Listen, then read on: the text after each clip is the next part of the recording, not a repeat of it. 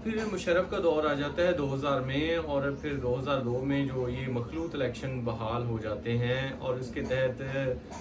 جو ہمارے جو پروپورشنل ریپرزنٹیشن سسٹم، یعنی اس طرح جس طرح ہم اکثریت کے لوگوں کو بھی ووٹ کاسٹ کرتے ہیں، یہ شروع ہو جاتا ہے۔ پہلے تو ہماری نشستیں نہیں تھیں، پھر بعد میں جس طرح 33% خواتین کو نمائندگی دی گئی، تو پھر کرسچن جو لیڈرز سے انہوں نے مطالبہ کیا کہ ہمیں ریزرو سیٹ دی جائے، تو پھر ریزرو سیٹ بحال کی گئی، اور آج تک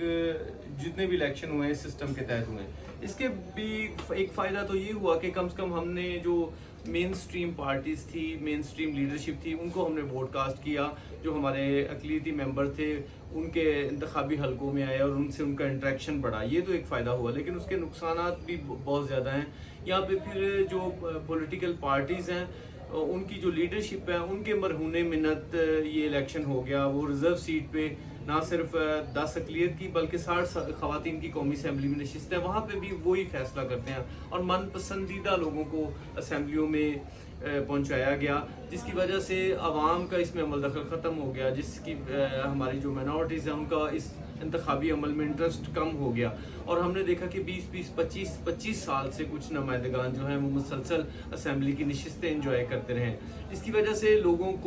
کے انہوں نے جب چونکہ وہ ووٹ نہیں لیتے تھے، وہ پارٹیوں کی نومینیشن لے کے آتے تھے، وہ پارٹیوں کو ہی خوش کرتے رہتے ہیں، پارٹیوں کے کام کرتے ہیں، پارٹیوں کا انٹرسٹ دیکھتے ہیں، نہ کہ مائنورٹیز کا، تو اس طرح ریپرزنٹیشن بھی نہیں ہو سکی۔ کوئی اس میں شہباز بھٹی صاحب نے کچھ 2 سال میں پرفارمنس دی، انہوں نے 5% جاب کوٹا لیا، سینٹ میں امینڈمنٹ کروا کے آرٹیکل 59 میں سیٹیں لیں،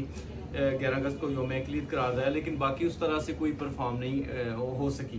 تو اس کے بھی بہت زیادہ اب لوگ پریشان ہیں، لوگ چاہتے ہیں کہ اپنے نمائندوں کا خود انتخاب کریں تاکہ وہ ان کے لیے آواز اسمبلیوں میں بنے۔ تو اس کے لیے پھر ہم ایک اور مطالبہ کر رہے ہیں جو میری جماعت کر رہی ہے، ڈوئل ووٹ۔